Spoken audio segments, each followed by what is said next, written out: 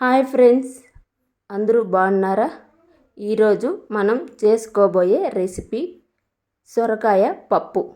దానికి ముందుగా 1 కప్పు కందిపప్పు, 1/4 కప్పు పెసరపప్పు తీసుకొని బాగా వాటర్ పోసి వాష్ చేసుకోవాలి.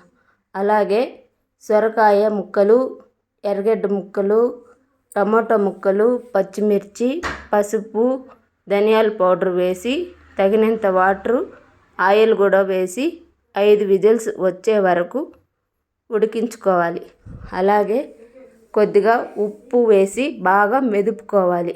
ఇప్పుడు ఒక పెనం పెట్టుకొని దాంట్లో తగినంత ఆయిల్, పోపు దినుసులు, ఎండుమిర్చి, తెల్లగడ్డ బాగా క్రష్ చేసి వేసుకోవాలి. అలాగే కరివేపాకు, చిన్న ఎర్రగడ్డలు వేసి బాగా వేగిన తర్వాత ఇంగువ కూడా వేసుకొని దానిలో మెదుపుకున్న పప్పుని వేసుకోవాలి. పప్పు కొద్దిగా ఉడికిన తర్వాత నిమ్మరసాన్ని పిండుకోవాలి. తర్వాత కొత్తిమీర వేసుకొని సర్వ్ చేసుకోవాలి. అంతే, ఎంతో టేస్టీగా ఉండే సొరకాయ పప్పు రెడీ. వేడివేడి అన్నంలో నెయ్యి వేసుకొని తిన్నామంటే సూపర్గా ఉంటుంది.